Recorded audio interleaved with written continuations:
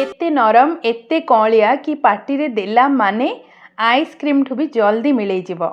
नमस्कार, nice and tasty Odia cooking channel को आपण समस्त को स्वागत। आज वीडियो रे देखिबा बहुत ही सहज और बहुत कम समय रे बनी पारुथबा गोटे मीठा।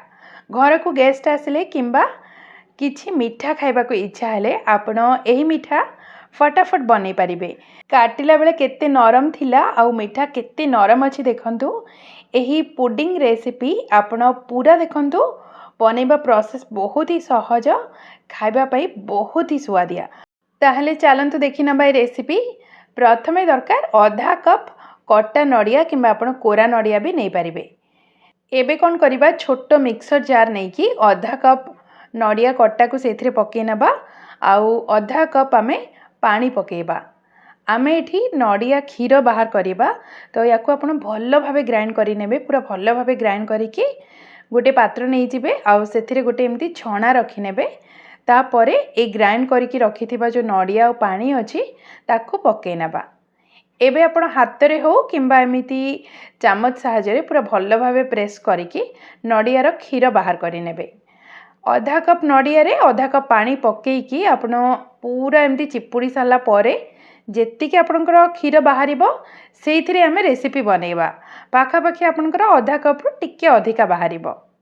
तो एठी देखंतु नड़िया क्षीर हमर रेडी अछि। जदि आपणक पाखे नड़िया क्षीर थिबो ताहाले टिके मोटा नड़िया क्षीर ही नेबे।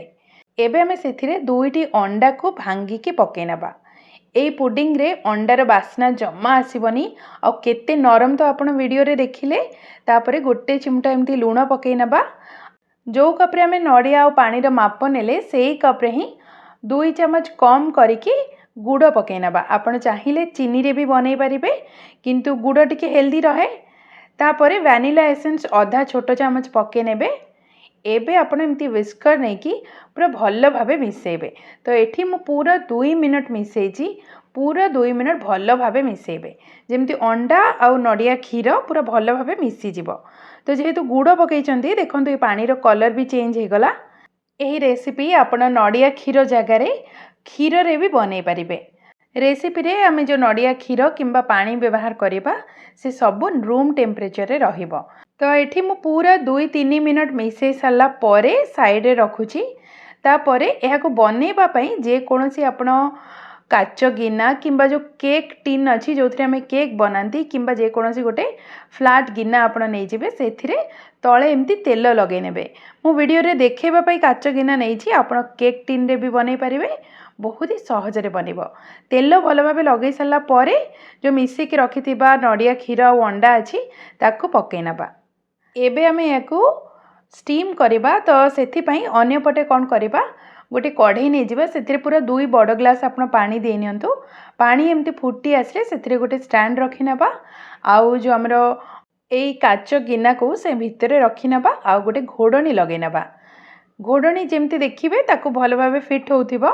तापरे एहाको हमें घोड़े नबा आउ गैस रो फ्लेम को मीडियम टू टिके हाई फ्लेम पटे करिबे आउ घोड़े की पूरा 30 मिनट पई सिझिबा पई देबा। किंतु आपण जदि टिके चौड़ा वाला केक टिन रे बनेबे ताहले आपनको सिझेबा पई समय कम लागिबो। आपण 15 रु 20 मिनट परे भी चेक करि परिबे।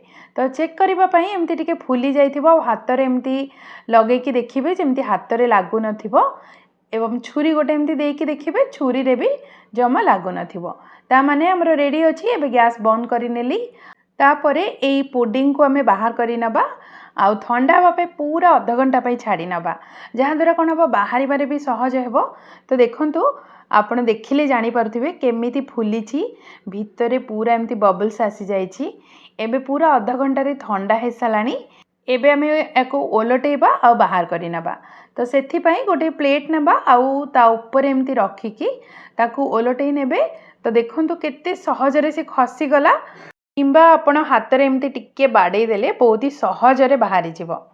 देखंतु देखिबा पई केते सुंदर हेइची आउ केमिति कौलिया हेइची। एटी मु काटी की देखौची, देखंतु केते बढ़िया भाबे कटि जाउची आउ एते नरम हेइची कि आपण को पार्टी रे देला माने आइसक्रीम भले मिले जीवो। थरे एही पुडिंग रेसिपी आपण निश्चय बनांतु। छोट छुआ कण बड़ समस्त को पसंद आसिबो और बहुत ही सुआदिया अंडार बास्ना जमा आसबनी। ए वीडियो पसंद आसले वीडियो को लाइक करंतु, शेयर करंतु। आम चैनल नाइस एंड टेस्टी को एबे ही सब्सक्राइब करंतु। धन्यवाद।